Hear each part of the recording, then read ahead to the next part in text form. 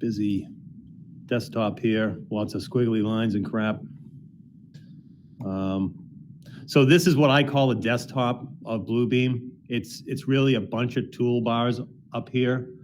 There's about 32 different tools that we're going to be talking about. Again, that's why there's a couple of days of it.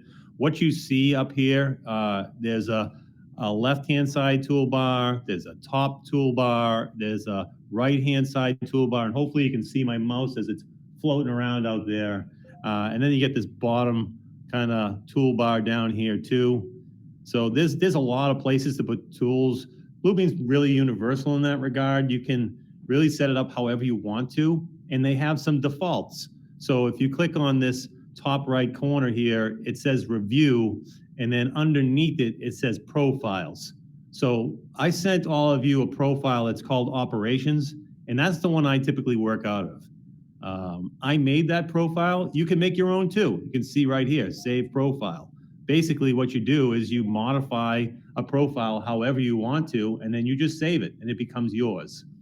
The reason for having different profiles, I mean, why doesn't everyone use the same one? Well, people do different processes. If you're an estimator, you want a completely different desktop how it's set up.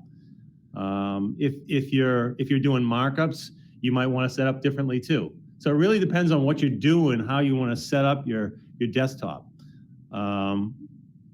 So like I said, you can take a look through these profiles. There may be a default that you want. If I toggle on to a different one, says quantity takeoff, that's more aligned with estimating. You'll see it changed a little bit. It moves some of these toolbars around a little bit. There's less on the top. There's more on the sides. Again, it's your own preference how you want to do that.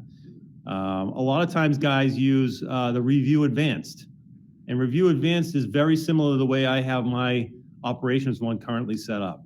But I just tweaked it a little further because there was a bunch of tools in here that I didn't really use.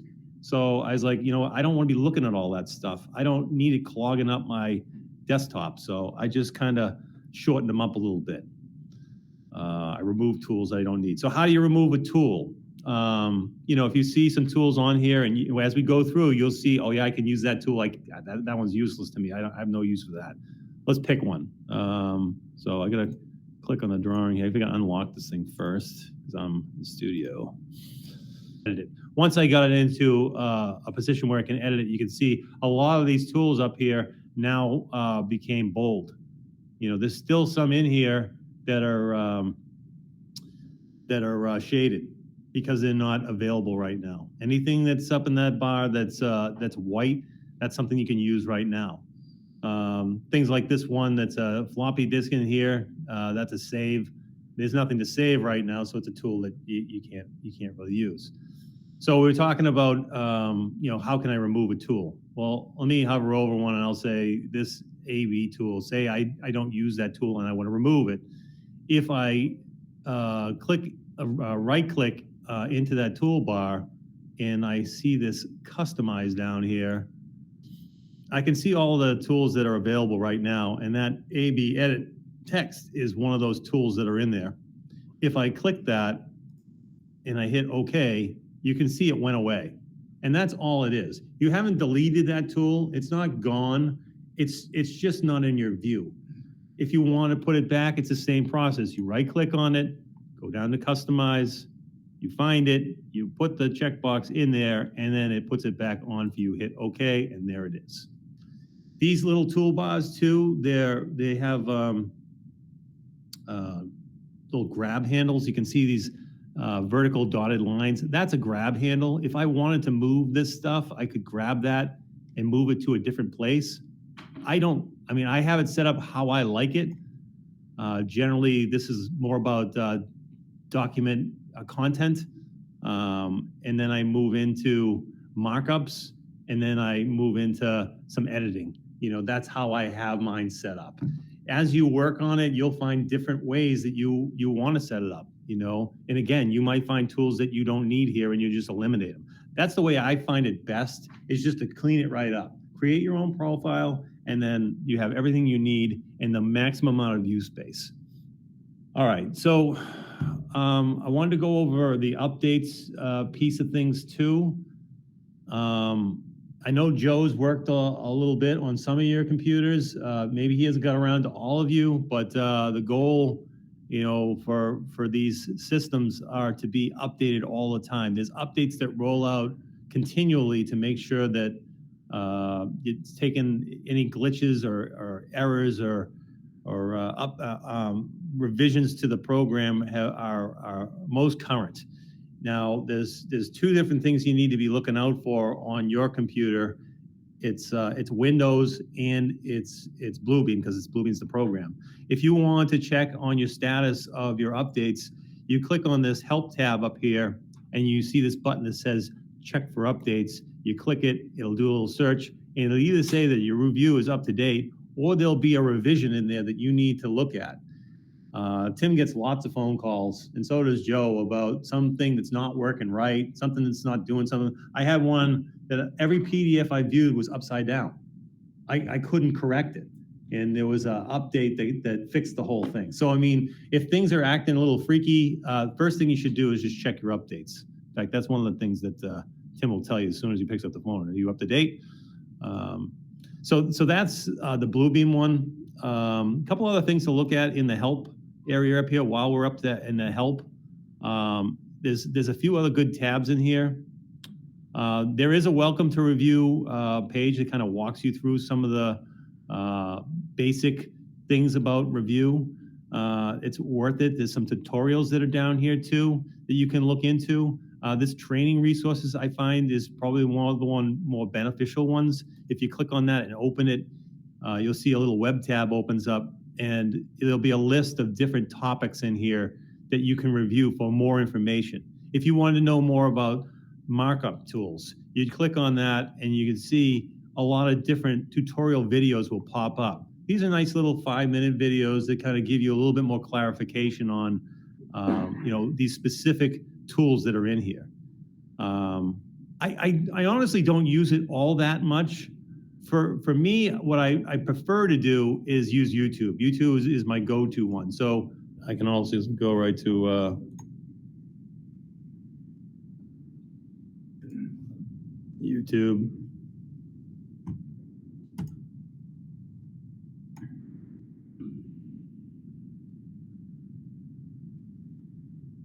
And then type in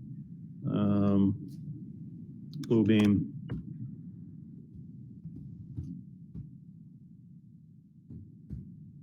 Oh my God. Bluebeam, I don't know.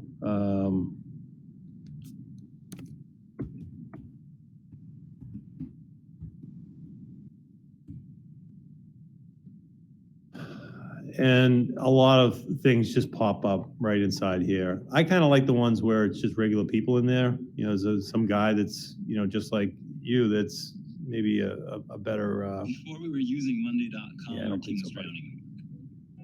Our days used to split between work. There's just found a better way to do things. And they usually run, about 5 or 6 minutes. It's just, usually it's an easier way to kind of drill right into what you're looking for.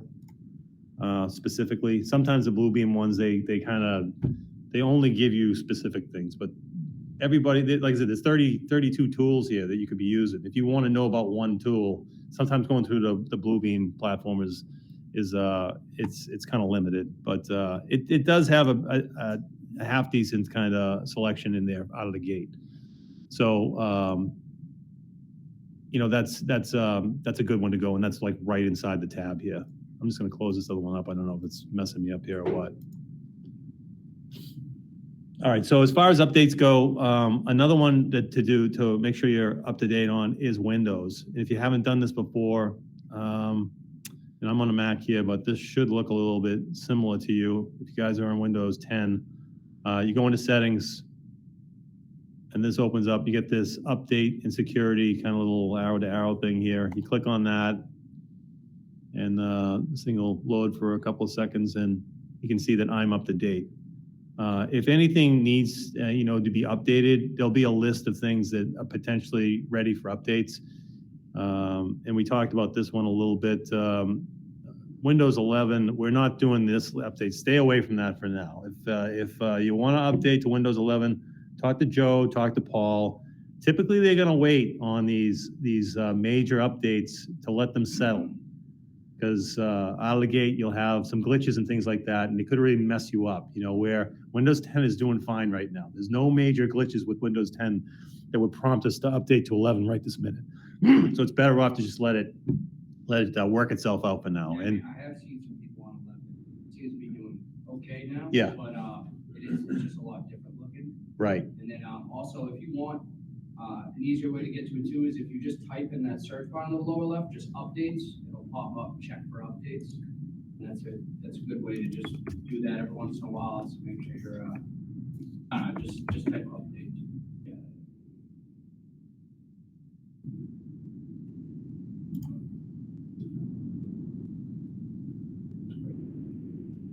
it's a web thing now.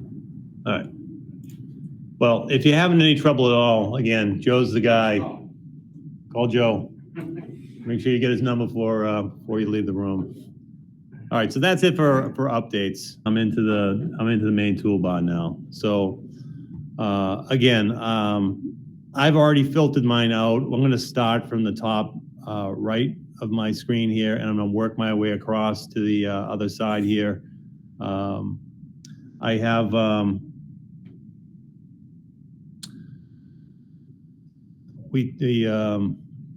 I'll go through these tools when we get into the tool overview. We also have, I didn't go over, is this drawer in the bottom here. This drawer in the bottom is really more or less used for tracking the markups that we put on the drawing. So any markups that you add to a drawing are shown here. They're all tracked here. And there's a lot of information about them. You can sort them in different ways to try to find specific things. You can label things. It tells you who made the specific markup, when they made the markup. Again, you can sort by color if you want. A lot of times this makes it really easy to find things that are on your desktop. So if you were looking for something very specific and you knew what it was, you could sort for it. I can give you a general example here. If I zoom in tight in this window here, which is the view of the page, and I knew that I was looking for a line, you can see that these things are sorted on the subject line over here. All the lines in the drawing are shown here. Then it's followed by polygon sketch to scale, polyline, rectangle. You know, you could sort it by other things too, but if you knew you were looking for a rectangle sketch to scale, you can click on that one item and it would highlight it for you right here. So if you got a lot of markups, it can be an easy way to find things. It can also be an easy way to identify, group things together.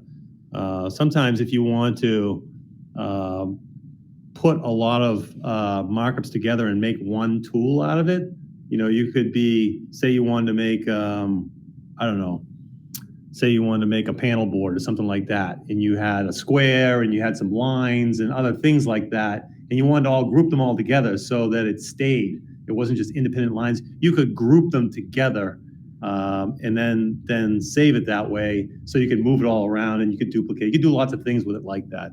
So sometimes you can come in and you can actually select a group of items and then group them together from right inside here. So I don't want to go too far into this. We will spend more time in here. I just want to really illustrate a little bit of what this bottom drawer is.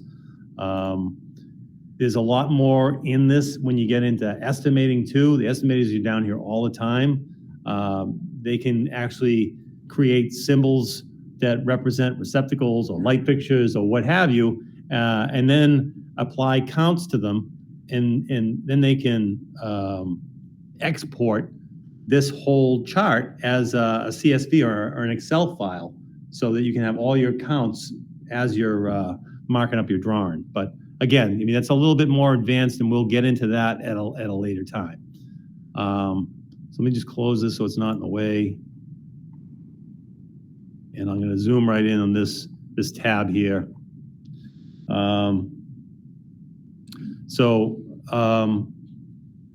think I can actually, yeah, I can push off into hotkeys now. So all of these icons up on the toolbar, and I got it drawn down here just so I can kind of zoom in a little bit tighter on them. They all have what they call hotkeys or keyboard shortcuts, or I should say all of them. Most of them do. And if you hover over them like this, you can see it tells you print Control plus P. So if I wanted to print this document, I could come into this document here and hit, where is it? Print equals Control plus C. So if I hit the Control button, come into here, hit the Control button, press the P button, it'll bring me up a dialog page to print.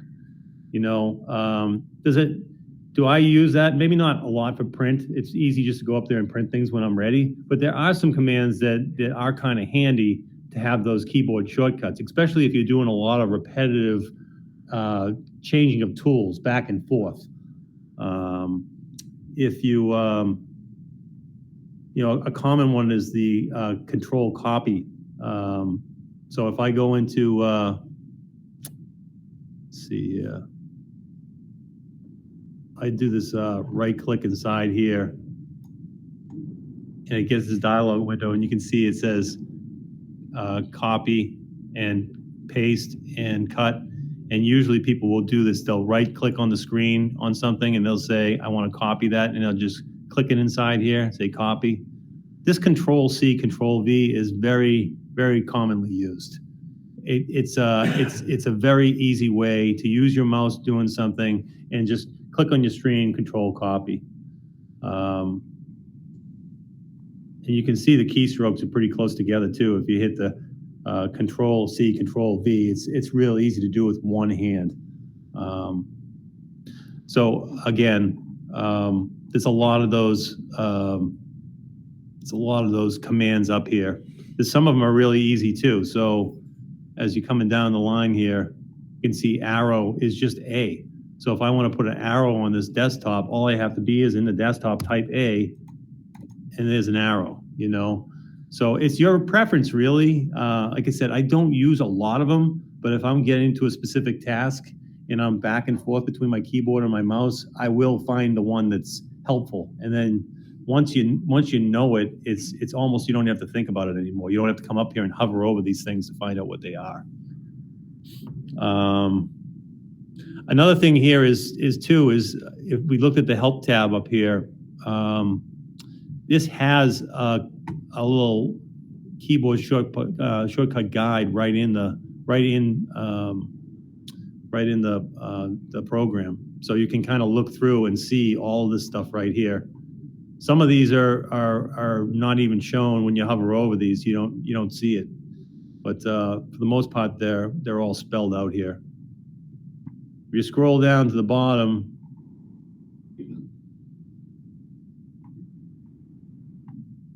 it also has this mouse thing, which is kind of interesting and cool too. Most people know about the right and left buttons, but they don't know about some of these other special things that they do. And maybe they don't even know about this center button. They know how to scroll with it, you know, but they don't know that if you click and hold it, you can actually drag things around. So I can center this up here and I could drag this thing around by holding the center button and pulling it around. If this thing is out of alignment, and sometimes you'll view stuff that's, you know, you'll start scrolling through and then think it's gone or whatever, you can actually double click the center button and it'll pop the thing right to center too. So there's a lot of neat little features that are you're not really commonly known just by taking a look at some of these sheets here. Another thing to kind of review with these hotkeys, and we're going to talk about more as we go through here, is some of these common ones. You're going to see you see them over and over again. Control plus something, shift plus something, shift plus something. The control and shift buttons have a lot of different features when you're using Bluebeam. Whether you're using a line tool or using a rectangle tool or you're using some text tools, they enhance what you're doing. There's a lot of different things. And like I said, when we go through the tools, I will tell you, I'm holding the shift button, I'm holding the control button, and you can see the different things that happen when I do that.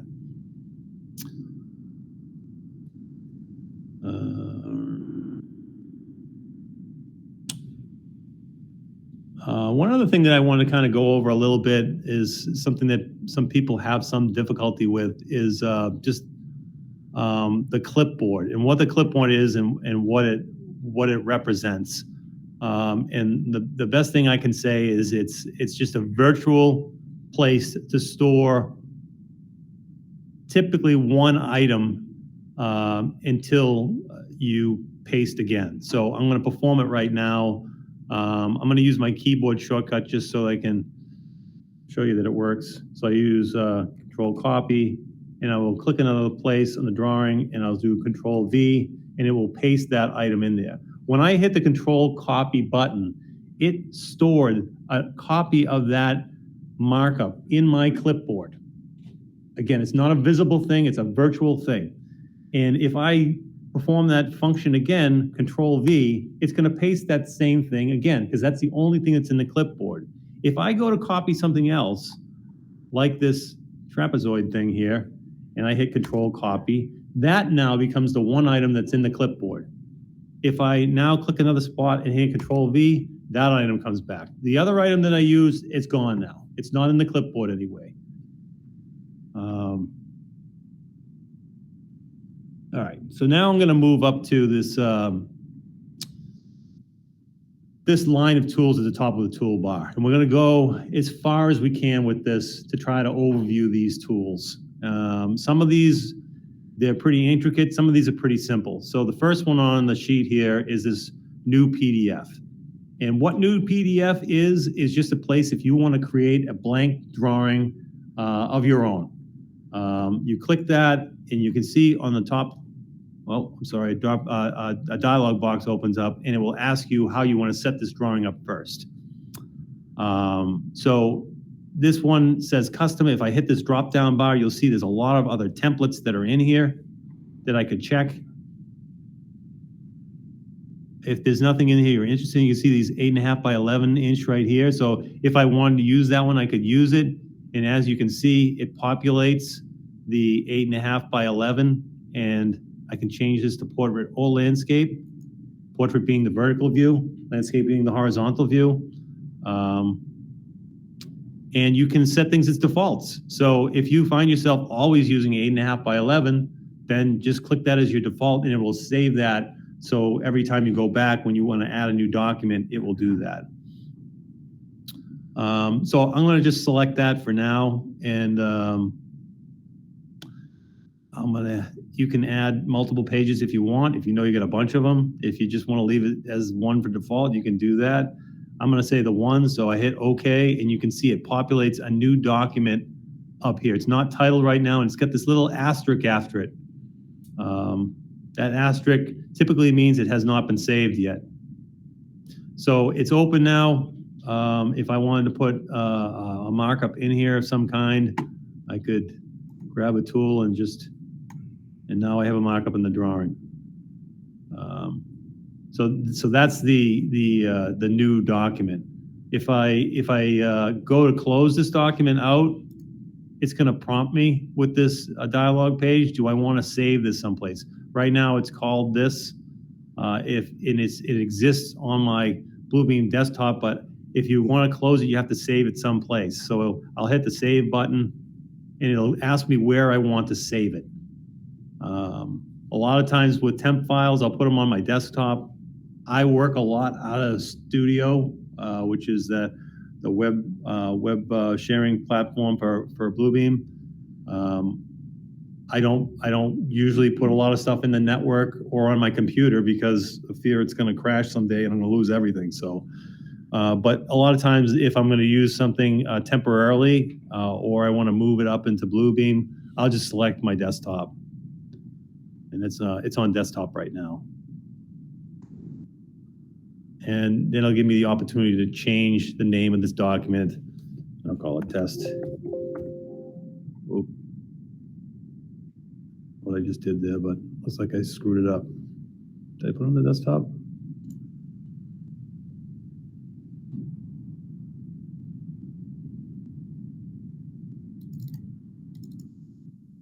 That's it right there, I think.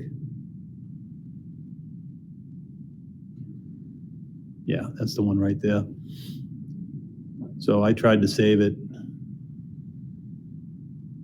and it reverted to the same name. So if I want to change that name now, I'll just have to go back to where it lives in here and just change the name to whatever I want. If I could spell, it'd be a lot better. All right, so that's the new document.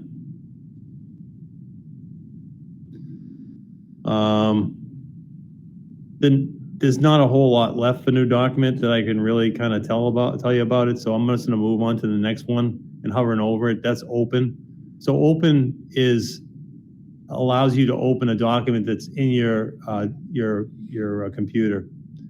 So if I wanted to open this test document again, I could open it from within here. Now, and there it is. Test 1 is back. So it's just a way to open it. You can also, if you have, I can close this again. And if I navigate back to my desktop and I want to find that again, and I know it's in this folder, or I can come to this folder path here and I could look at my desktop.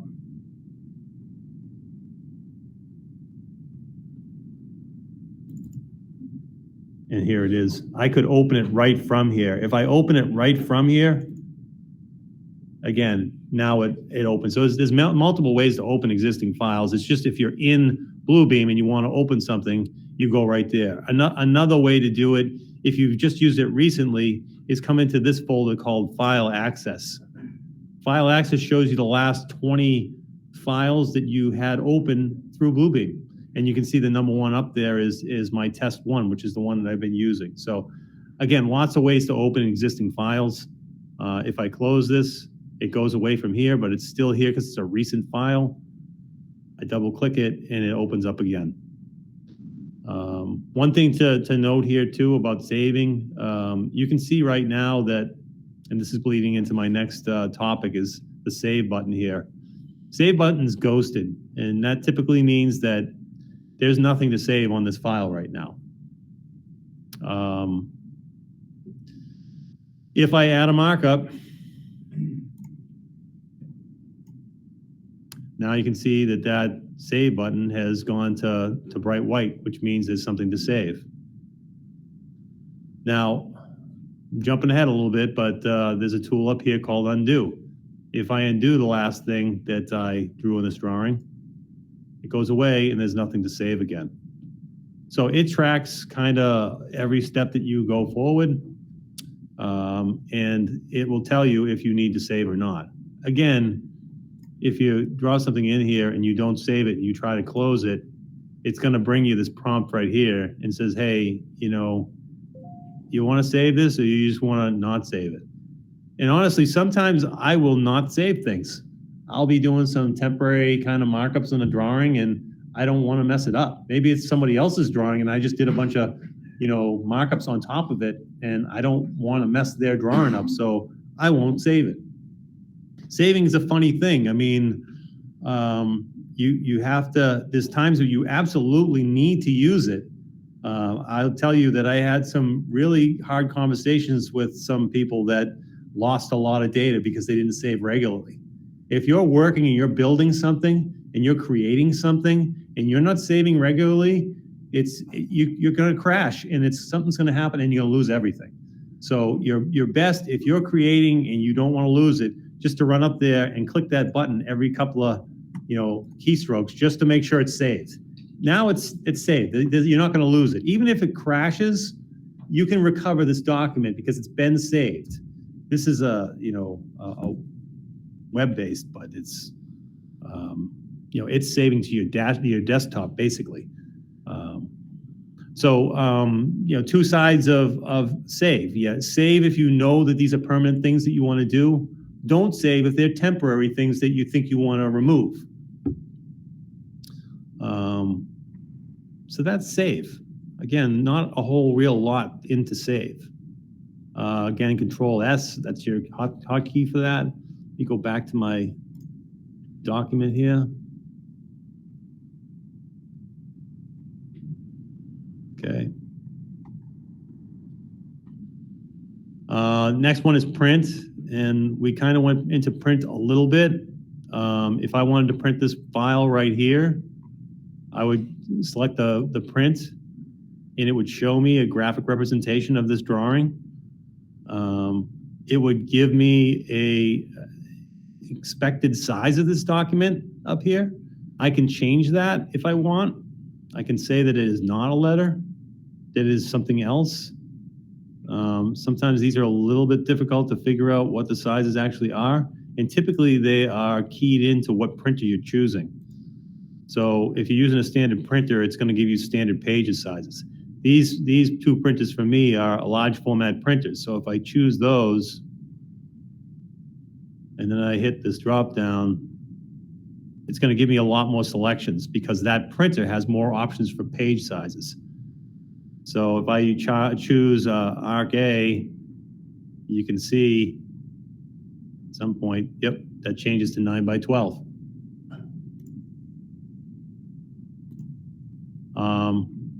If you search in here and you see that you're missing a printer, you need to add it to your PC first. And then it will be available in here. And the best person to talk about that is Joe, but I can bumble through this. If I click my settings here again, and I always screw this up, so I wind up coming in here and say, add printer.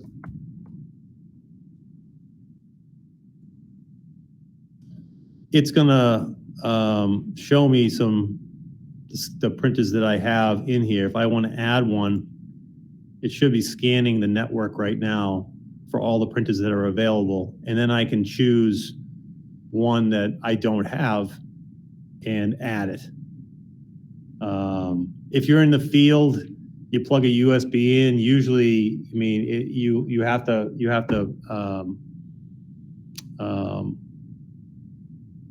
connect to it. You download the driver for it, and then you'll have access to it, and it'll pop right up there. And the biggest thing is, as long as the printer and the laptop are connected to the same network, it should pop up when you scan for it. Right. As I know, sometimes you might have hotspots, so one might be on a hotspot, some might be on something else, and that's where issues occur. And then obviously there's other situations where we have to do other things. In that case, just let me know.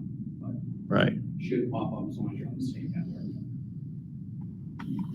So I'm not really looking to add any printers right now. So I'm going to get out of this, and then you print it and it prints to it. There's a lot of other selections that you can use in here depending on what you want to do. I mean, that kind of gets into a lot of other areas. You can actually go into the printer itself to see what other options they have. And you can go on and on and on. This is not really the class for this, but generally speaking, if you want to print, this is the area that you want to figure out what you're doing with your paper size. Fit to paper, here's another one here too. Sometimes you print something and it'll show really small in there. These choices will tell you, and usually the thumbnail will give you a little bit of a choice. Getting a window helps a lot. Yeah. Get a window. The little window, it shows you what's going on there. No, when you click get window. Oh, get window, so you can select what you want to see. Is that what you're saying? Yeah, it's up there when instead of the current view, you click get window. And then you can highlight select. what you want, and Right. It'll blow it up for you. So if I select this area instead, Yes. and then yeah, there you go. So now that's what it's going to print for you. So it's a good point. Everybody's breaking out their pencils now. That's a good one, Eric. Thank you. Yeah, so that's great. I mean, and that's what we were talking about before too, sharing these kind of points here because everybody's kind of in the same boat, Copies, if you want to do extra copies of it. Again, this one's another one here too. You can say fit to margins. Obviously, I'm in current view right now, so we'll say. I have to reset this thing now because I'm not in get window. Another thing I've seen too is a lot of people know this already, but if you're trying to print 11 by 17 with it, it comes up as tabloid. Yeah. So most people know that. Right. Some people don't. Right. Yeah. I think that's what made me think of it.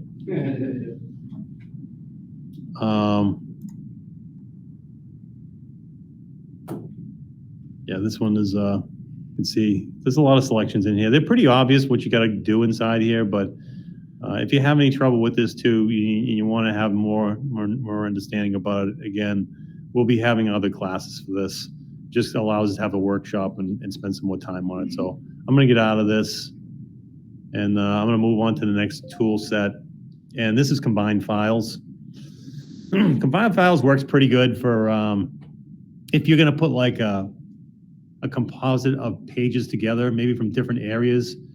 Maybe you're making an RFI and you want a cover sheet, and you want a drawing file, and you want maybe a spreadsheet or something like that. Spreadsheet would have to be converted to a PDF to combine it, but it's really, if you have several different pages that you want to make one document out of, this is a good way to do it.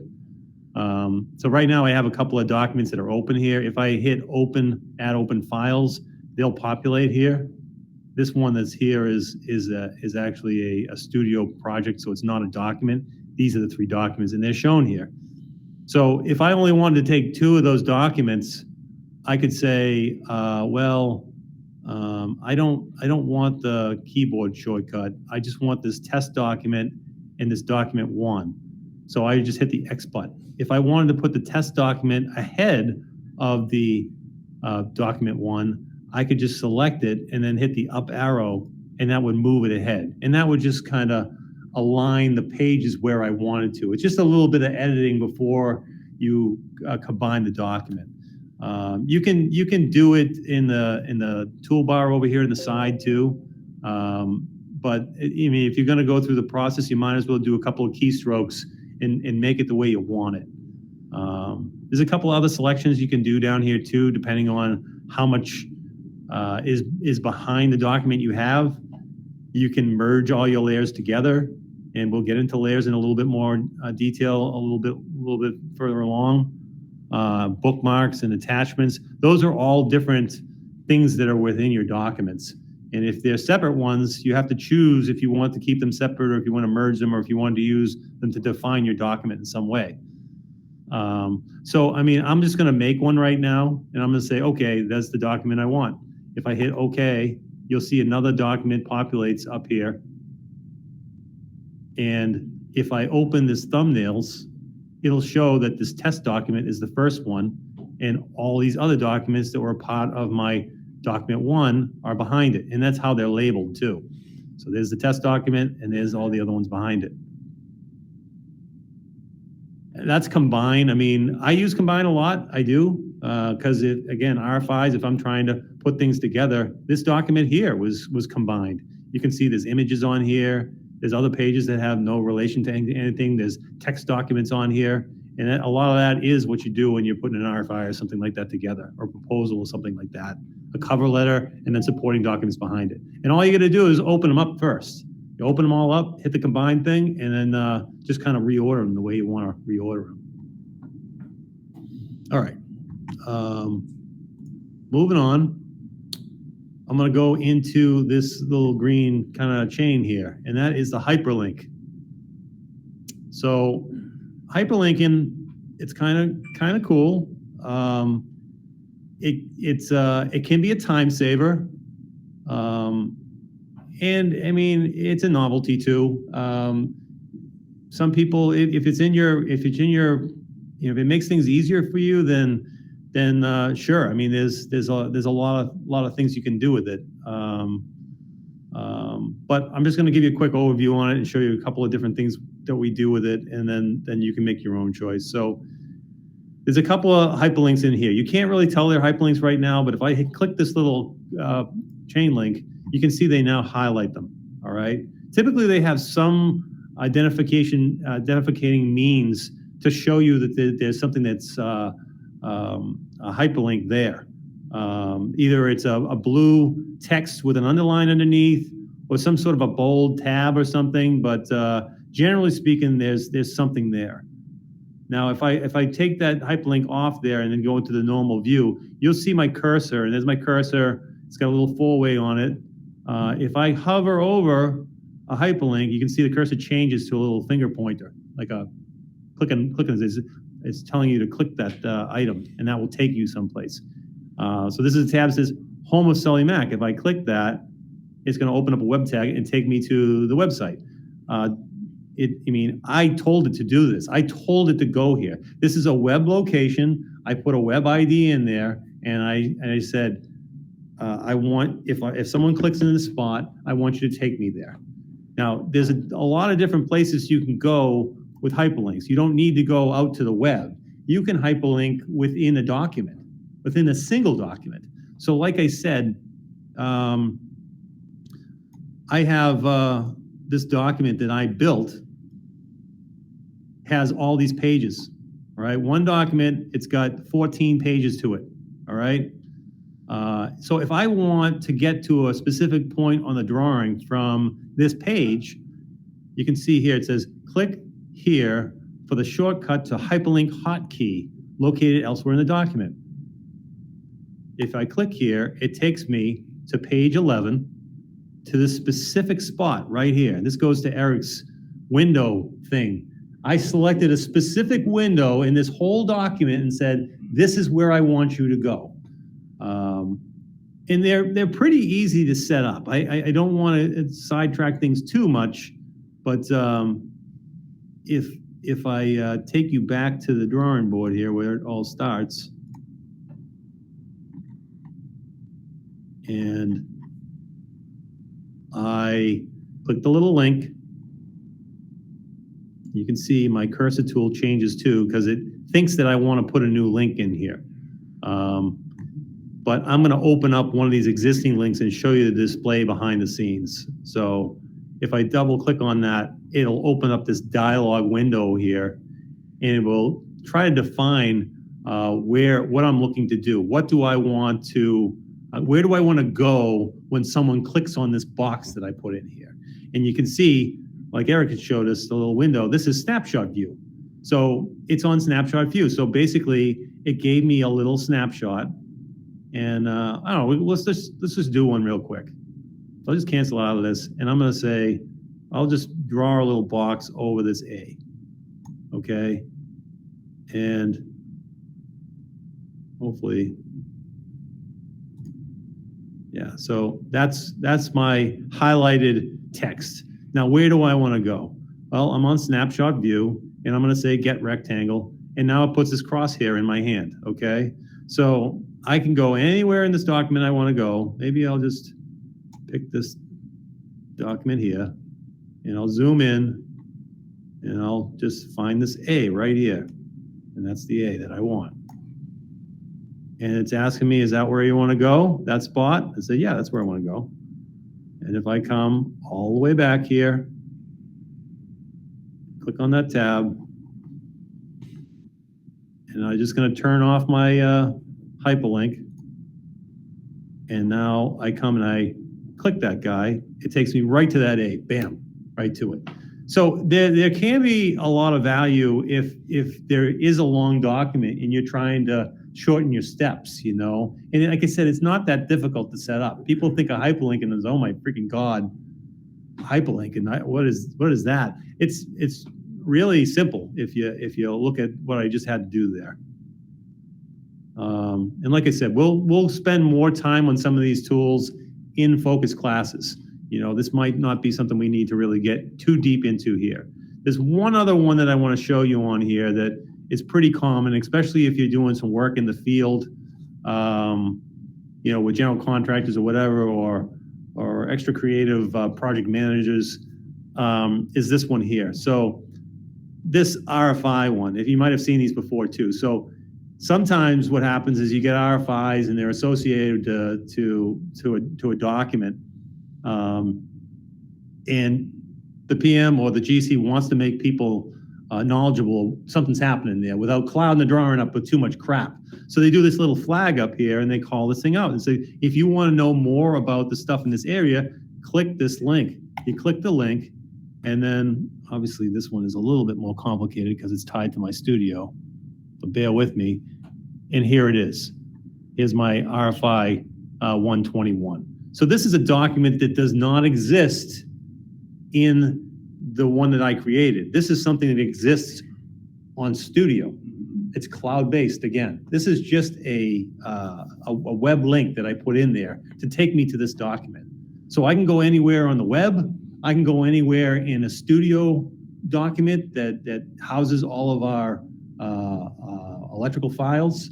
Any file that I want that has a web address, I can use that to find that document.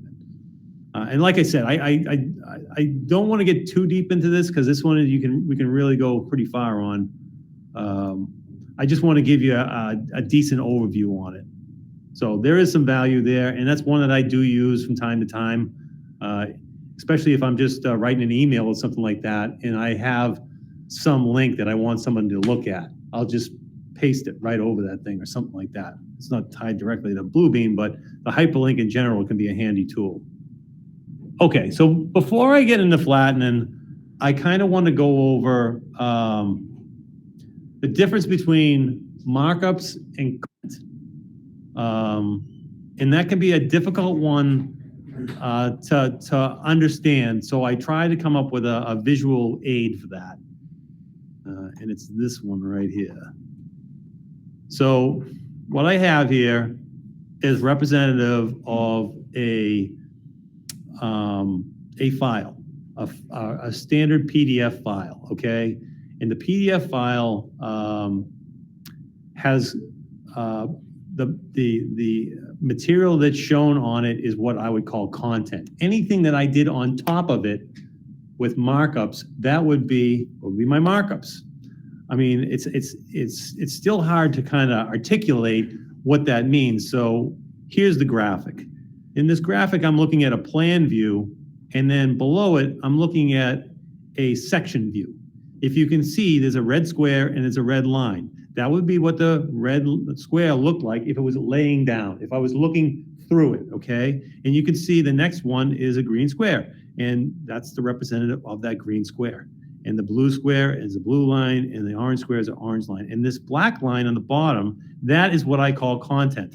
This is this black line that goes around here, or the base file that you're working off of. If you get a drawing from a GC with no markups on it, it's all black, and you can't edit anything on it. That is the content, okay? And I'm going to depict that here by I'm going to hover over things, and you can see my cursor is not doing anything here, but if I hover over the red or the green or the blue, you can see it changes to the 4-way, telling me that I could move that object. So I can take that object, and as soon as I click on it, these grab handles pop up, and it tells me that I can edit that, I can move it. This is markups. This black line, I can't click on it, I can't do anything to it, okay? So if you also notice here, there's several lines that I have here shown. They're at different elevations, right? These elevations are relevant to the order in which I put a markup on the drawing. The first markup is the one that's closest to the content. And as I add markups on, they layer higher and higher and higher and higher and higher. You could have 30, 40, 50 markups. You could have hundreds of markups in the drawing. But the first one you have is always the lowest one. And then as you put them on, they get higher and higher and higher. You don't see it when you're looking at a file because you're looking at it in plan view. If you looked at it in elevation, you'd see just this line right here with the content being the black line and every other markup on top of it. And the relevance of this is the blue square to the green. You can see that the blue is covering the green because the green was put in first and the blue was put on top of it, okay? Now, I can change this a little bit if I wanted to. And a lot of people have trouble with this too, because they're like, where the hell did the thing go? You know, and then they constantly making like white patches to go over other markups they put on to cover things that were, you know, and it's daunting. But what you can do is you can kind of click on that layer and you can change the order of that layer. And you can see if I right click on it, this dialog window pops up and I can see it says order, it says bring to front, send to back, bring forward, send backward. So I can send it all the way to the back, or I can send it back one space. If I send it back one space, now it's behind. You see that? It moved behind. Now I can see the green, I can't see the blue. It didn't change down here because these aren't really connected. I just did a graphic image to show you, but basically what happened was this moved one space down. Now it's down there. It actually, you know, the order of it actually did that. You know, like I said, each markup has its own level on there, right? But that's where it is now. If I sent it all the way to the back, send to back here, it's not going to change your view here because basically it's moving down here now, you know, and then this one went up, you know, so, and that one went up, you know, so that one's the low one, that's the next one, next one, next one. So the order of these is it's something you can move to, but it's relevant to what you're seeing. You're seeing the things in the order it goes on here. Okay. So that's kind of how your markups work. That's how content works. You can also make a markup content. All right. You can change it. You can make it part of the background document. So I can select it and I can flatten it. And you can see it moved again, right? When I flatten that, I essentially made it content. If you look again, I'm hovering over the red, you can see the four-way. When I move to the green, nothing. I move back to the blue, I get the four-way, I can move that. I can click this, I can see it highlights the grab handles, not that one. I can't change that anymore. I have flattened it, I have made it content. It's part of the background. Another way, well, I have to hold off on that one. We'll grow into that one. Now, the tool that I wanted to get into was the Flatten tool. Now with Flatten, you have some options. There's two different ways to get into Flatten. You can use this desktop icon tool on the toolbar, or you can do it by right-clicking. You can right-click it and hit Flatten here. When you hit Flatten here, though, you don't get the drop-down dialog window. You don't have options. It just flattens it. And I believe with this, I think you could just use the backup tool, and now it's not flattened anymore. With this tool here, you can choose it all markups, the currently selected one, and you can also choose to allow markup recovery or unflatten, which is this button right here. So I could say flatten this, and again, it's flattened. That one item I had selected is flattened. And then I can come back into here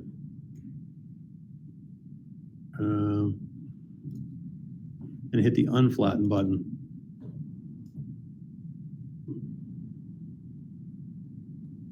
And it didn't work.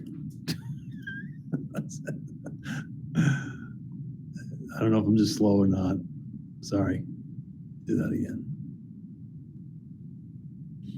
You have to select the document.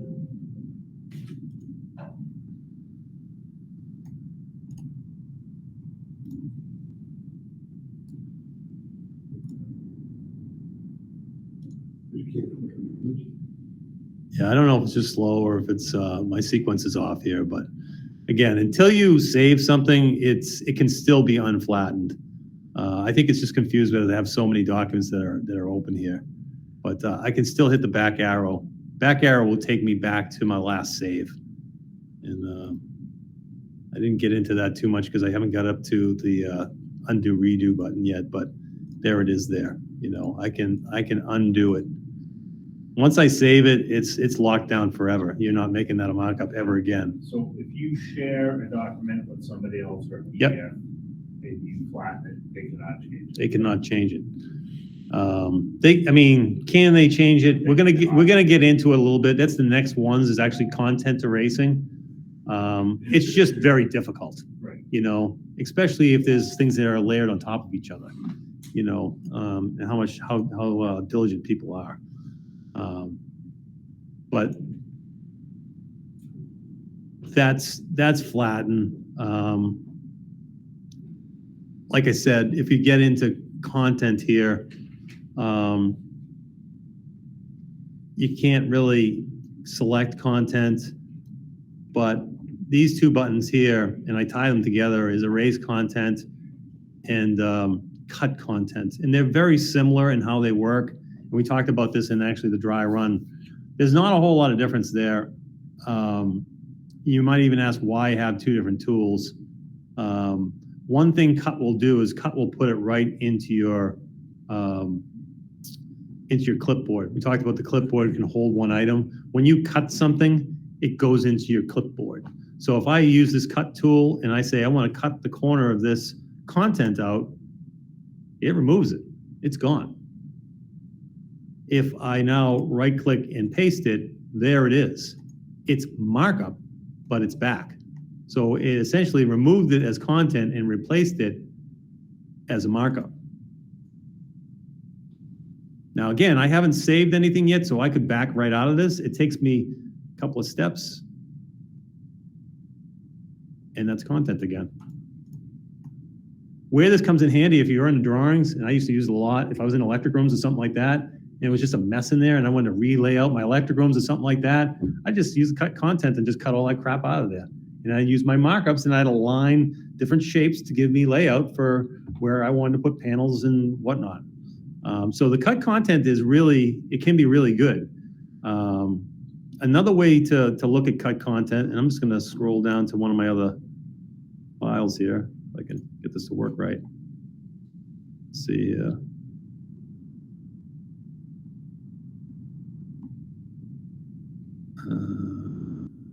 I don't know, I guess I can come in here. So if I get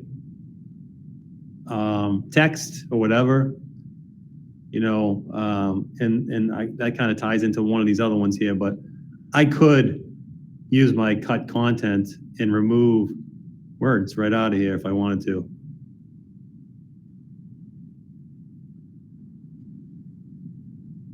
That's gone, you know. I could, let me just put that back in there for now. If I had another file that's open, this one's open. I'll just turn off all the layers in this one. We can play with this one. So I'll just turn off all those layers.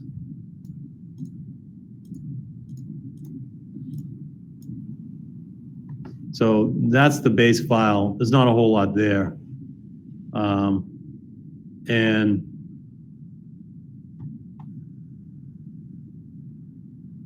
say I wanted to, I don't know, if I wanted to remove this door out of here, and it's kind of close to this line, I don't have a really good selection here. I wish I had something a little bit more complicated to show. I don't know. I guess I can show you anyway, and you can understand it. But if I wanted to remove this door but leave that line there, I could just kind of draw a square and carve that piece off. And that comes off, and then I can kind of get in. I could also, if I wanted to, I could stitch this. And when I say stitch it, instead of just left clicking and dragging a square, that's what I'm doing right now. I have my left click is held, and I'm dragging the square. Instead of doing that like that, I can just click it once. Click it once, and now I'm released, and it's pinned that one section, and I can continue to click and release, click and release, click and release, click and release, click and release, click and release, click and release, click and release. And then when I get to the end, I can say I want to be here, whatever. I double click. It kind of can stitch along so you can selectively take the pieces out you want. Sometimes it's kind of hard. You got pieces that you want to remove, but they're tied around other areas. So it can be kind of handy to use it that way. Again, with the cut, you can select it, it removes it, and then it's in your clipboard. You could right-click paste and put that piece right back. Sometimes I'll do this too if I'm in an electric room and it has the panel boards that I want and they're not in the places I want. I'll use the cut tool, I will cut them out, and then it will paste them back, and it will be the right panel board, right size, and all that other stuff, but it'll be markup then, you know? So that kind of works pretty good with that tool the way it is. Like I said, erase is the same thing for the most part. It just doesn't let you paste it back in. We can see if I'm lying here. Maybe I'm lying. I'm gonna blame Joe if I'm lying though. Yeah, this is pasting the same thing that I cut before. So it's not pasting that line I just cut out of there. So with cut content, it holds it in your clipboard and you can paste it back. With erase content, it's just gone. It's gone forever. All right, I think that's all I really have for the cut content.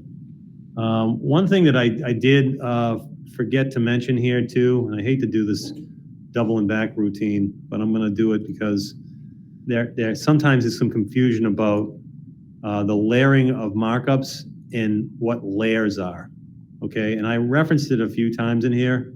Let me use my fancy double click here.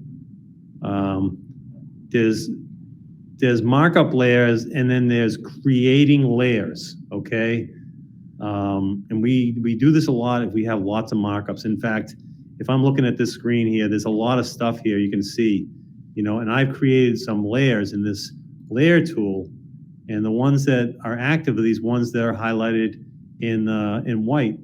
If I click the little eyeballs, they all start to go away. At least the ones that I made as layers. And the reason I do that is sometimes it's just a lot of content to be looking at, and it gets kind of cluttered up. So I got these intersecting kind of things here. I want it all to be defined, but I can't view it this way. It doesn't make sense. So we create these layers to kind of hide the things that are in the way. And I do have another little tool down the bottom here to kind of define what the essentially the layers are. So here you can see I got some graphics here with these layers. Now, when I was on this page up here, the previous page, you can see on layers, the ones that are accessible right now are those tools here. If I navigate to the next page, it shows this. These are the only ones. Those ones aren't there anymore because this page has layers on it, but those other ones aren't active on this page. Now, if I come in here and I select this or turn this layer off, this is the black and blue one, you can see the black and blue one goes away. If I select the black and red one, the black and red one goes away. And the same thing with the black and white. Again, it can be helpful to kind of group things, like things. It says if you only want to see one thing on here. Oh, I screwed this up because that's content actually. Let's see here.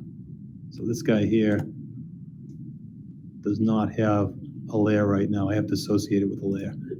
Sorry, I messed this up on my last dry run here, but I'll make this right, and then we'll talk about how to make it different later. So I want to make this a layer. I come into my dialog window here. I scroll down to the black and white. I click it, and now that becomes part of the black and white. If I click it again, all of them go away. So now I'm back to just having the reds up here. And again, like I said, sometimes if you have too much stuff on a drawing, it's easier to create these layers so that it's easy to see. Do you create the layer after you draw, or can you create it before you start? You can do it as you go. Some people do. Sometimes it's easier if you have a layer active and you copy, this item, and you paste this item, that becomes part of that layer because you've derived it, you've already identified it as part of that layer. So it can be easy as you're going to create something on a layer and then just copy it and move it and copy it and move it. And then when you're all done, that's all in the layer. You don't have to go finding these things later. You know what I mean? So again, creating layers is easy. If I want to create a layer, I just need to come in and right-click the screen, and well, I need to have something up here first. So let me just find a tool to throw up here. So I don't know. Let's call it this guy right here. I want that to be on a layer, right? So it's identified right now. I right-click it. I come up to where it says layer, and then I hover over here, and I can say, create new layer, circle, okay. So if I go back into where my layers are, now I have circle here. If I turn my circle off, it goes away. Turn it back on, and there it is. I just point out one thing. Yeah. Under the print column, see how those are all checked? If you were to print that, you're gonna print every layer that's gonna come out. You gotta uncheck that when you print, if you only wanna see, right, like if you opened up, like say you open up your black and blue and your black and red, so everybody can see that. yeah, I just know, we Yeah. lay stuff out, like I lay out dimensions to stuff, and then Yeah. I have circuit numbers to stuff. yeah, And I'm gonna print it out for the guys, but right now, if you were to click print, you're gonna see all that. right. But if you were to uncheck and under the print, and you can print out just what you want just circuit numbers or just the dimensions. It's an excellent point, Eric. And I had a drawing in here that I used to keep in here just to show it. I don't know if I still have it in here. Looks like it's gone. It's this one. So that drawing right there has a mess of layers on it. When you put them all on here,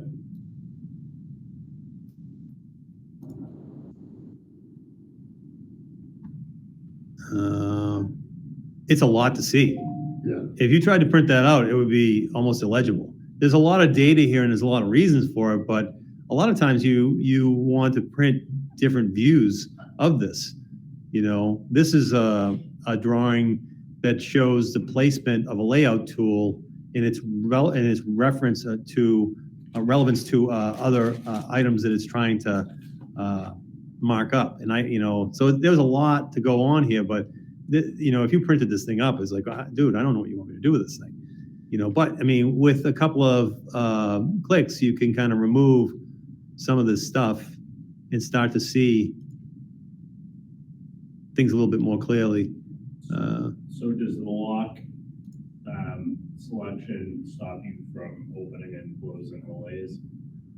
Well, there's a default view of this drawing, right? Okay. Default view is how you want to set it up.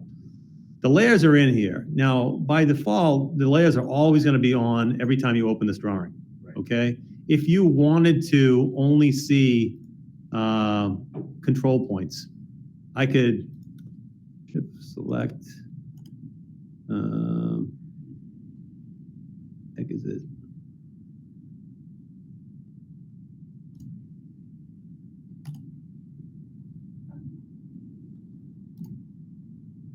Control point.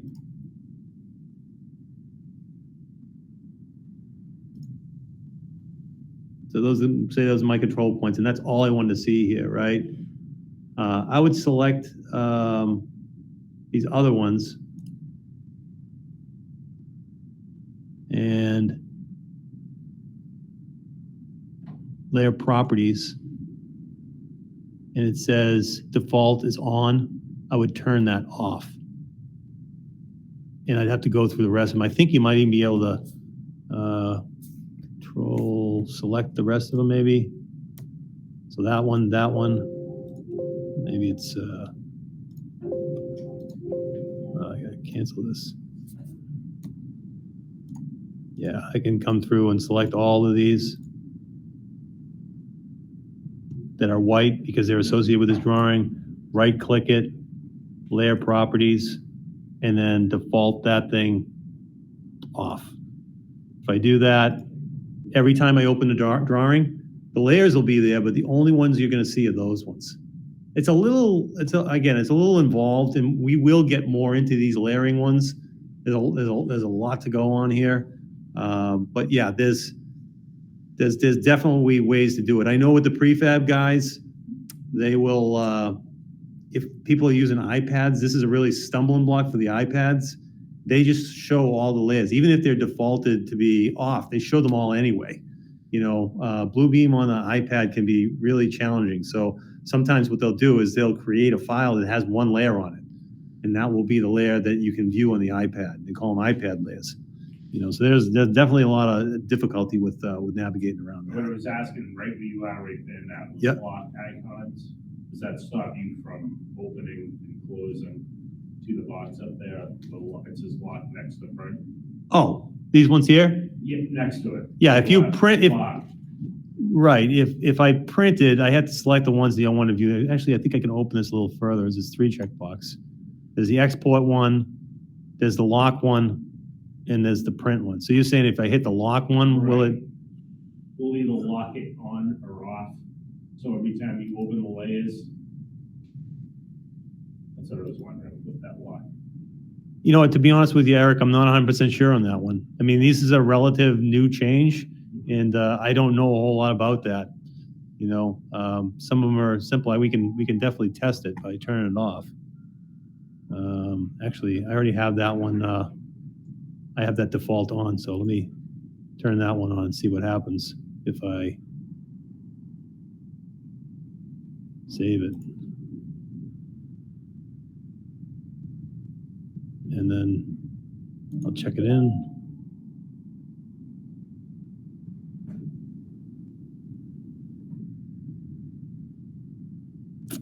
I'll select this one here, open it.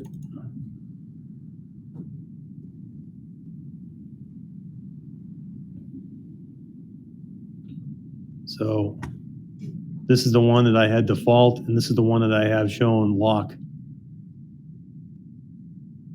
And it looks like it is on, and it's locked. No, I lied to you. It's locking it so you can't do anything to it. So you can't select which state You can't change the state. Right. So I guess technically if they're all off and then you lock them, they can't come into view. We can test that one too, but I think that's a pretty easy one to kind of go through too. But yeah, that's the layering piece. I just kind of wanted to throw that one in there as a little confusing when it comes to markup layers and drawing layers. Any more questions on the layers?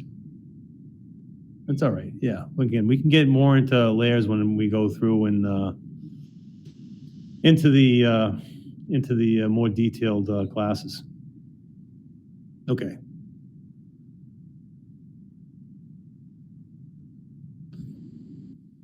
It takes me to edit text. That's where I am now. So edit text. This is one I talked about this before. You know, I learn stuff all the time too, and Bluebeam changes all the time. So it's kind of hard to stay on top of all these different things that you can do. Like we showed, I can cut content, I can remove content here, but one of the PMs showed me this one too. First thing I gotta do is check this thing out. Checked out. This tool here is called edit text, and this is edit text content. So it can be a little glitchy, but if you have a document that was maybe a Word document that had been changed into PDF, like this one here, it works a lot better. So if I click that, and then again, this is all content, so it's not editable, but with this tool, I can edit, make some small edits in here.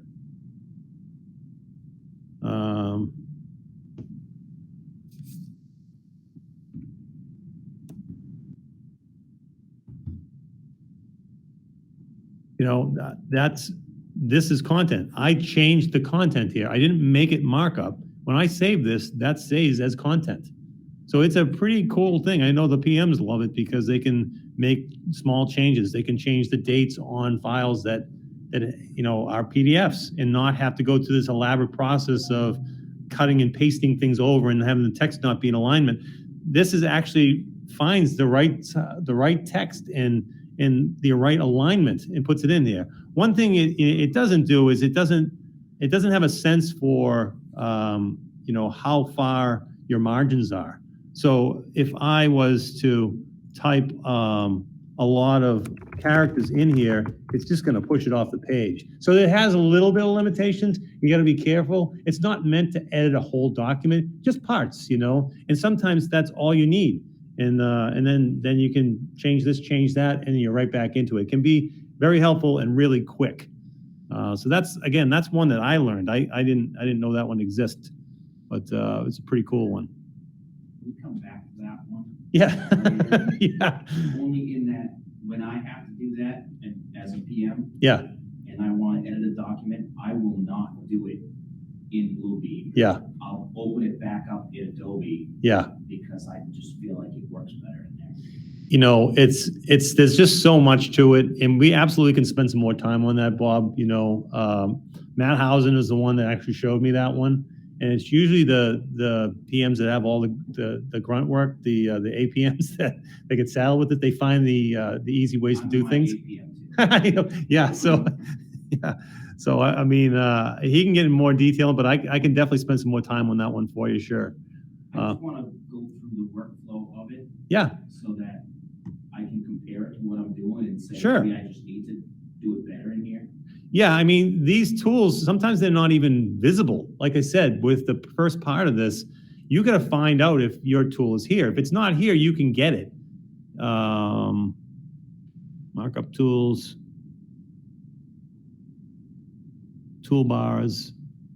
I mean, even here, it can be difficult to see, where it is in here. These are all tool groups. So you got to find the right group to turn on. But like I said, for me, I wind up just coming into this toolbar up here, right clicking, and then hit customize. And then it shows me more of a granular view of what these specific tools are. And I think it's this one's, I have to get into this one here. Shapes, font, text. Could be content too. So that's part of it, is just making sure you have the right tool up there.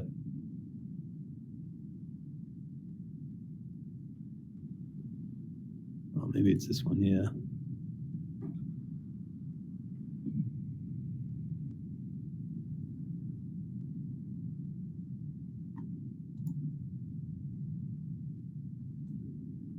This is one thing that they could make a lot easier is, finding the tools. Because there's just so many different places to keep them.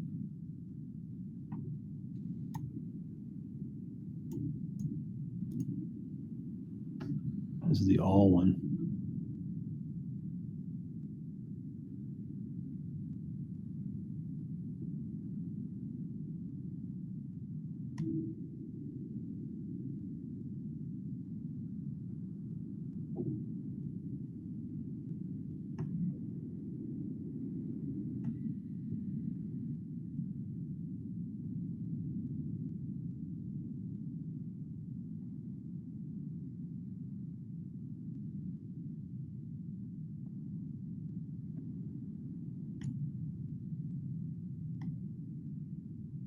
I'm not even finding it in here right now.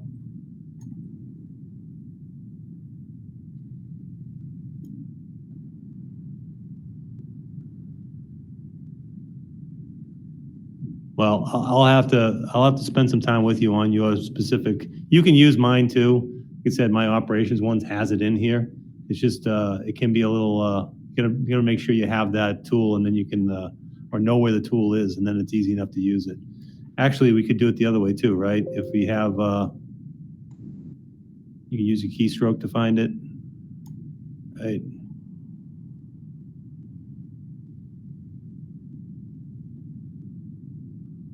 And this might be even more difficult, I don't know. Arrow, line.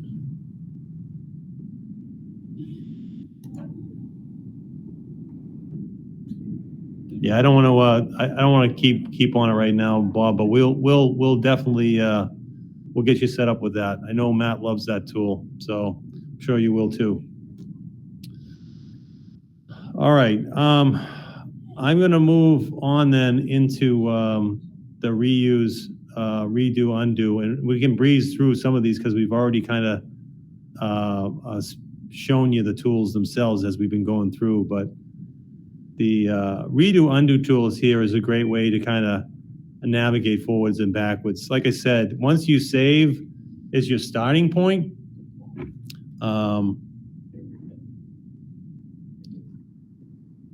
So right now I'm at a point where I have the edits that are made. I could save it and save that point, or I could hit this undo tool. If I hit it once, it just removes the last thing that I put on the document. And it can keep going backwards, each step that I've taken, each markup or edit I've made to the point where I've last saved. And at that point, the undo button goes gray. I can also use the redo button. If I've gone too far back and there's something that I want to put back in there that I've erased, I can hit the redo button. Redo button just puts one edit that I put in place back.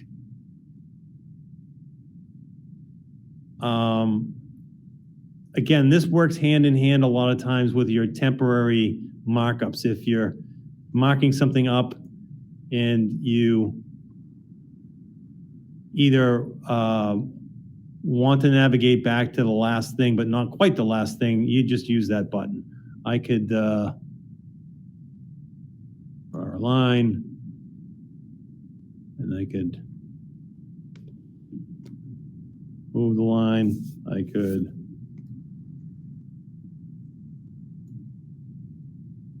copy the line.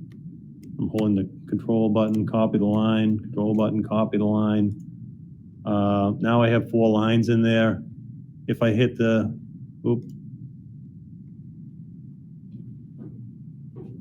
yeah, that's interesting. I can't go backwards, huh? That shoots that one to death. What's that, Tim? Well, I'm not saved yet. That's the thing, you know, which is interesting. So you still have that line markup, right?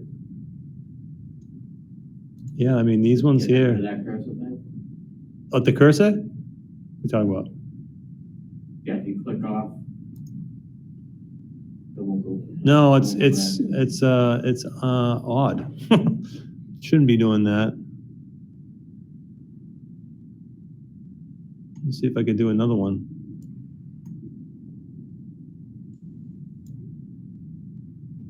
It's not giving me any undos. Wow. I think there's a glitchy thing with my my desktop right now, so I'm gonna have to close this thing, and then don't save, and then check it in. Again, glitches do happen, so if something's not acting right, it's always good to shut something down and then reopen it. We'll see what happens. So you can see I shut the thing down, right? I didn't save, and all that stuff is gone. All those lines that I had there. So let's try it again. You know, I'll check it out. You can see there's no reuse here. There's no save available. I get my line, I draw it, and now I get it back here, right? I take that, same thing I did before. I'll hit my control, copy, control, copy, control, copy. 4 lines there. Let's see what happens. 1,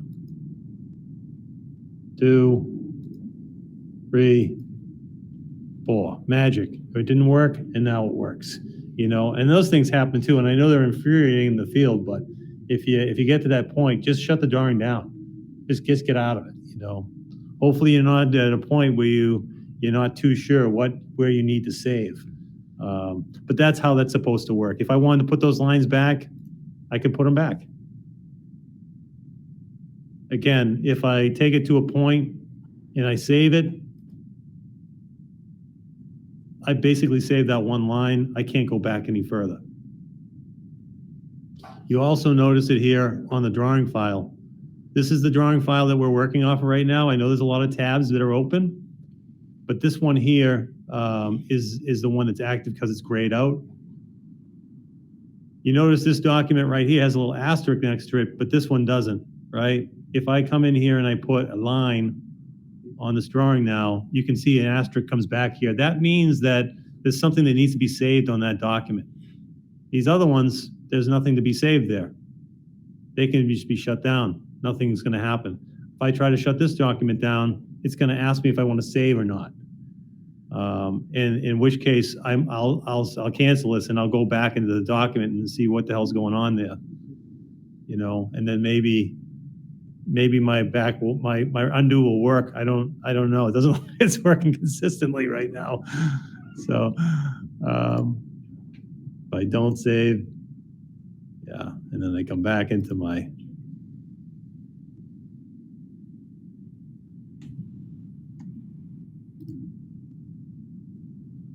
and maybe that was just a phantom then. I didn't save the thing that was in there, but now it's good. So anyway, just it's a good point. Your tools, maybe they don't always work the way you want them to. So just be aware and reboot the drawing if you need to. Okay. So At that least you're seeing it also.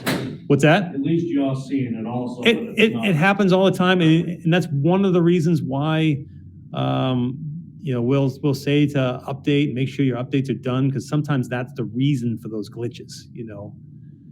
Sometimes you're working, there's a lot of heavy stuff on the document. I mean, this document is a big document. Well, that one's not, but this one is. I got hundreds of markups on this thing. It's several pages with hundreds of markups.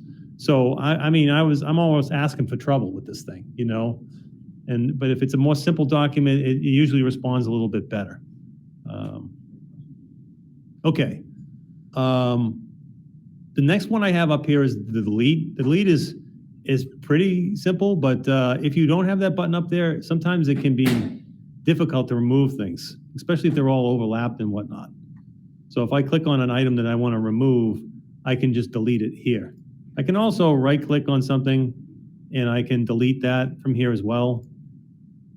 But I always find myself looking for this button if I don't have it up here.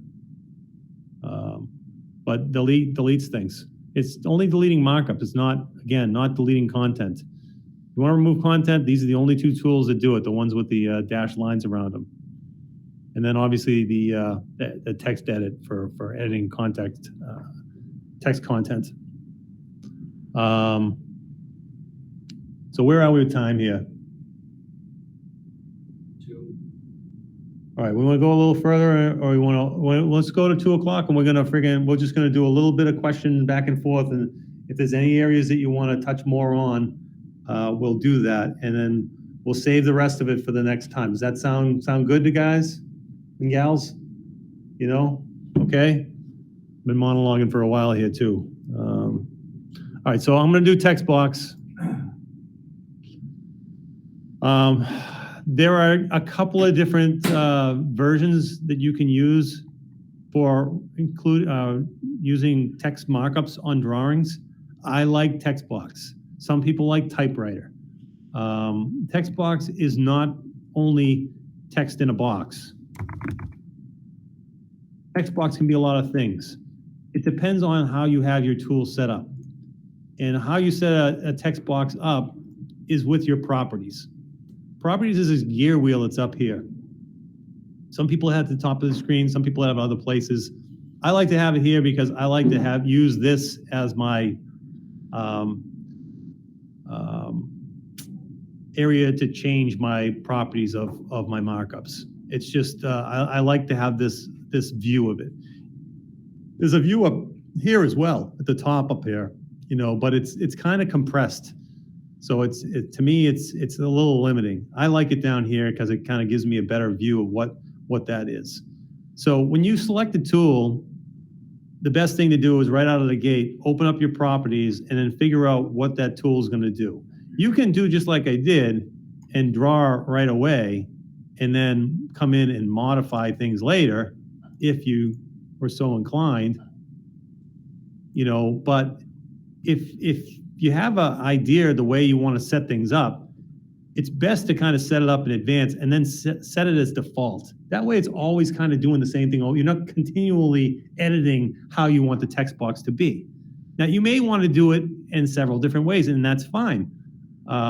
You just choose for yourself which the best way you want default and then edit things accordingly. I talked to one of the PMs about text box. They said one of the reasons they don't like text boxes because they don't want to have it in a box. Is well, it doesn't need to be in a box. That's how you set it up. If I just want to put straight up text in a document, I don't need to do this. I can say that I do not want a line width. See a line width here? I can make line width 0 and the line goes away. There's no line to that now, okay? If I don't want there to be a color here, right? I can just change this color to no color. And then there's nothing there. There's nothing there at all. There's still a text box there. There's no text in it. So now I can just enter text. Whoops, cancel, sorry. Double click in here. And I can enter all the text I want to text, you know. I can make my text box longer and it can just look like text. I can change the text. I don't want it bold. I don't want it underlined. I want the font color to be black.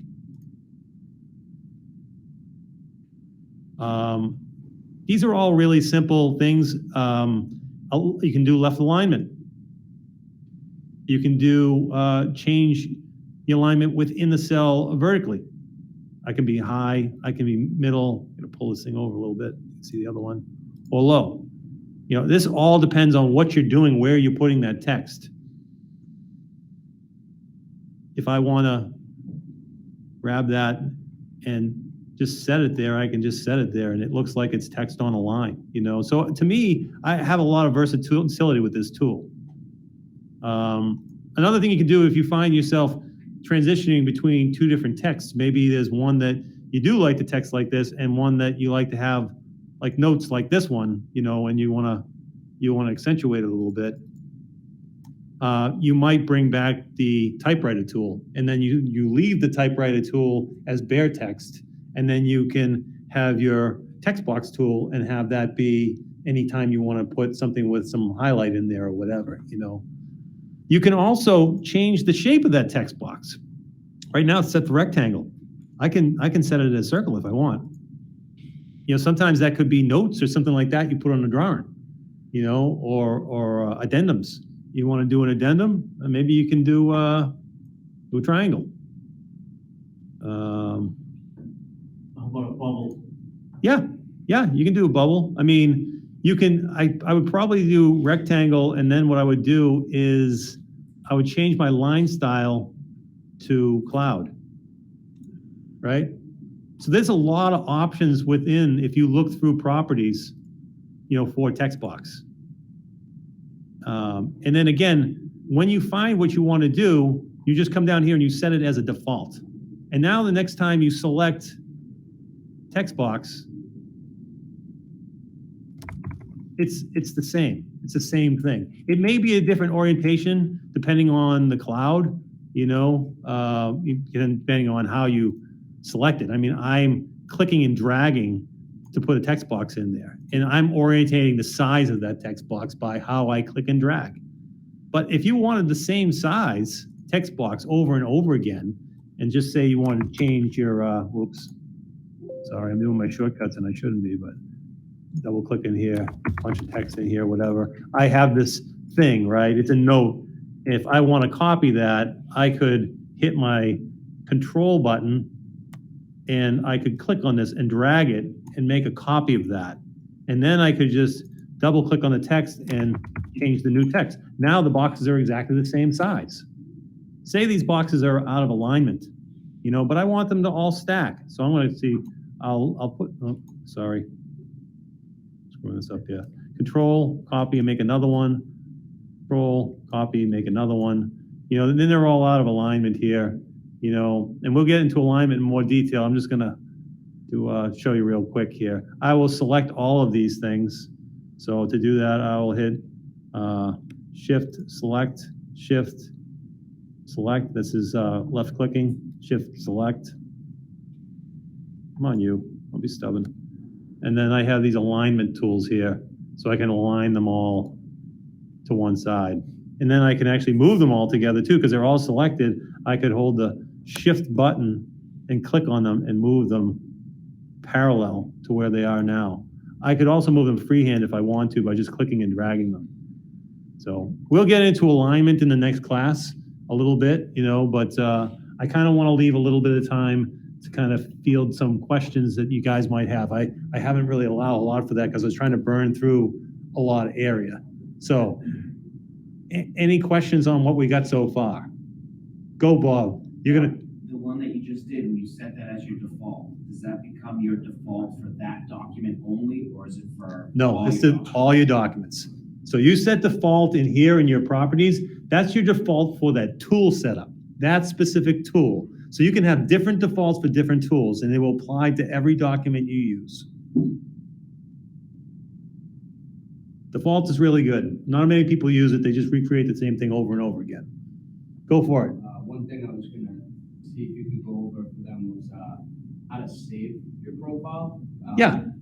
Just show them, so like when they make changes to the toolbar and stuff, how they can save it, so the next time they come in and use Sure. that profile, they'll have exactly what they set it up as. So in here, I have a copy of that same file I sent you. I go to my desktop, into my Bluebeam training folder. Is that operation? There it is right here, sorry. So if I open that in Bluebeam, I mean, it's telling me I can't import it because it already exists. So I'll have to make another one. But basically, if I open it, Bluebeam's gonna recognize it and it's gonna put it right in there. So it's already in here. So I can, let me see if I can delete it out of here and put it back in here. I could do that. Yeah. I can save it as something. But that's, I gotta save as new, right? Manage profiles. I can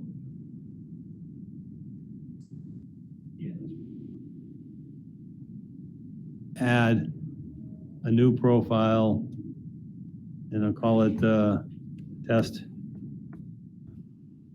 Hit OK. Right. So if I come into profiles now I have a test one in here. And the test one is the profile that I have open, right? I had this profile open. I came into review. I came into profiles. I hit manage profiles. Then I hit the add button. And it asked me what we want to call it. I called mine test.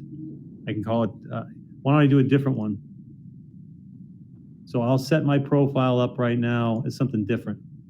I'll make my profile a quantity takeoff. That changes things up a little bit, right? So now I'm in quantity takeoff.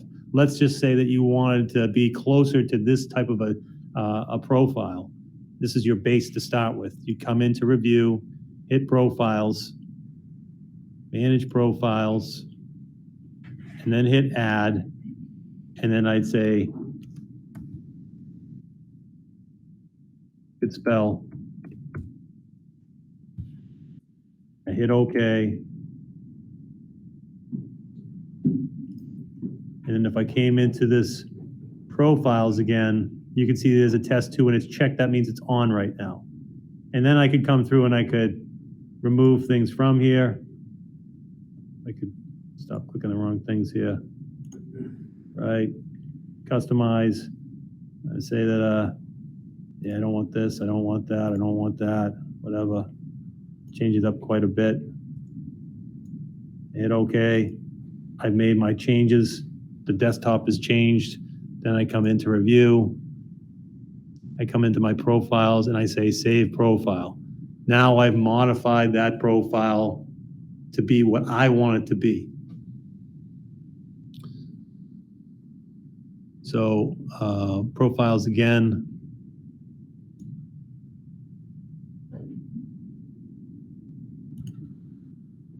Manage profiles. If I want to take test 2 now and share it with someone, maybe there's someone on your crew who said, hey, I like that profile, I want your profile. You select that one, you hit the export button, and you find out where it wants to be. I'll put it on my desktop, save it here. And then for all intents and purposes here, I'm just gonna delete this one, right? Oh, I have to save it first. All right, so now it's on my desktop. Let's find it on my desktop.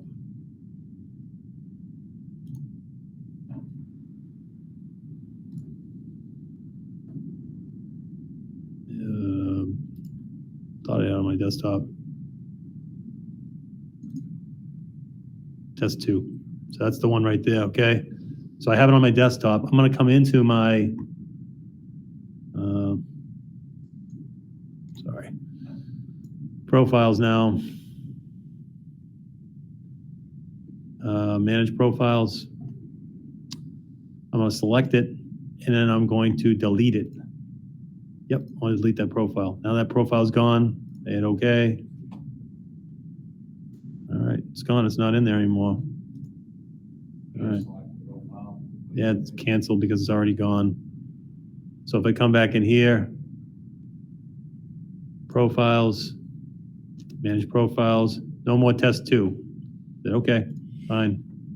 So now I go back to my desktop. Test 2 is here. If I double click this, it's automatically going to drop it in here.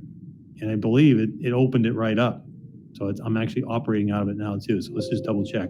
Successfully imported profile. There you go. And then come into profiles. Test 2 is already on. So really all you have to do if you want to start using that operations profile is to open it. And it will put it right in there. Just get familiar with this tab. The review tab, you open it up to profiles and see what's in here. You know, you're not going to hurt anything. You're really not. You know, if you get into trouble, just call Doc Control and they'll send you a new profile. You know, they'll give you all the old ones again. I mean, it's all in here. I mean, just how you, they just give you defaults. So you can build whatever you want in there. Who else has got one? Anything? No? Okay. It doesn't look the same on the iPad as it does on the iPad, we've talked about, iPad is tough. Yeah, it's tough on the iPad.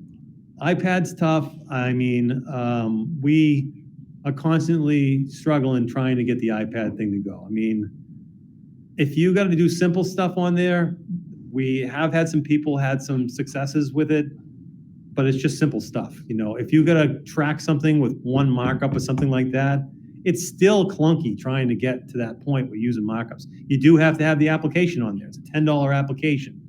I mean, just the cost of the application alone kind of shows you how much is really there. You know, it's very limited. The laptop is the best place to go with markups. If you're going to do like as-built or something like that, and you want to do them on Bluebeam, you really should have a laptop. Gotcha. It's just good for day-to-day going out the field. Absolutely. I know there's a couple of foremen out there that work with crews, and they use it to define work that's been done. So they have a simple markups that they use, and then they share all that stuff together so they know where they left off. And it's a good system that they have. It's just, like I said, it's a little clunky. It's a little clunky. Do you split screens to keep your tools on one side, one on the other? For which now? For On the Bluebeam, when you have a document open, yep. you have a split screens. I do. It depends, especially if I'm going to review files, and we'll get into viewing documents in one of the other sessions. If you're doing like comparing a document. Sometimes it works out really well if you have like a revision and you have and they don't cloud it or whatever, you can actually drop the two files together and see what's changed. You know, those are really good. I've had specs that have changed and they don't cloud, and I will put the two together and I'll be able to see them quickly. Submittals that I get from a manufacturer that they don't tell you what they've changed on there, you know, and then you put the two together and then you can see where the changes are. You can also put the split screen up there and see the two documents together and be able to look, you know, and track as you go. So you can move around in that file, and as you move around in the one file, the view of the other one will follow it. So you can zoom in tight, or you can. So those are some really good features of Bluebeam that we're definitely going to get into in a little more detail. Is there a function for, say, estimating where you could select a lighting plan or a firearm plan and select a typical type of light or a typical type of firearm device and say how many of these devices are on this floor? Yes. I mean, there's automation for counting, okay? And I know some of the estimators feel that it's pretty accurate for the automation. And it really depends on the document you're using. For me, I call it a 75% head start. So I'll get 75% of them done like that, and then I'll go and I'll look as I go. And if I find something else, I'll just click onto that tool and I'll add another one, add another one, add another one, you know. There's sensitivity that's built in too, sometimes that, you know, sometimes symbols look pretty similar. You know, a fire alarm symbol, a smoke detector might look very similar to a ceiling speaker. You know, the symbols might be similar. So when you do your counts, it might show you that one instead too. So there's a place that you can actually review everything that's been auto-selected, and then you just go and untick a box that was incorrectly selected, and then you keep going down. So there is a process to it, and there will be an estimating module too, and we're gonna try to grab one of the estimators from upstairs and bring them down and have them kind of give more of an overview. I mean, they've been doing it, and that's what they do, you know? And some of the tricks they have are good for even the guys in the field. I mean, you find yourself double checking anyway, right? You don't really trust any, you get any estimated files from anything? No, so you're going out and if you need to know how many receptacles you need, you're gonna count them. I hope you count them. And when we go over this count tool? Yeah, no, well, not today. Yeah, no, Yeah, but that's coming up.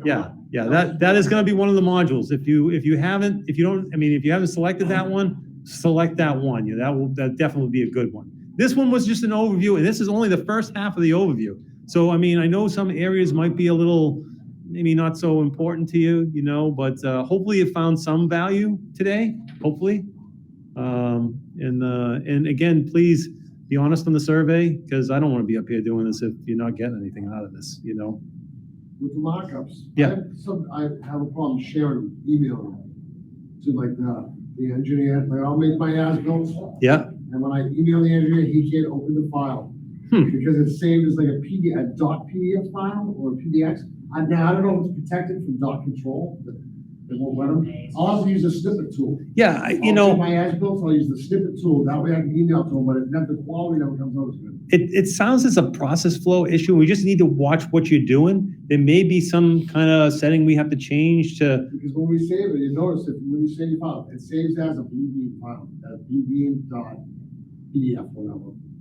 It's in my document. I can use it on my computer. Are you trying to share them through Studio, or are you trying to? Through email, attachment. Like I have it, I save I'll save this as-built, so it'll be in my documents. And then say, Gil Bain wants it. If they want a copy of it, I'll email it to Gil Bain. Yeah. And she can't open it. She's like, I can't open it here. You don't have it. And then I tried doing it with DPS engineering, it's a whole different job. Yeah. Same problem. The engineer couldn't open it. I mean, I would like to spend some time with you, Eric, and kind of walk through. Yeah, I know. I mean, I wish I had the answer in front of my fingers, but typically for me, if I'm working on here, and I'll say I'll take this document exists in the cloud right now. It's on my desktop, but it exists in the cloud. I have to download it.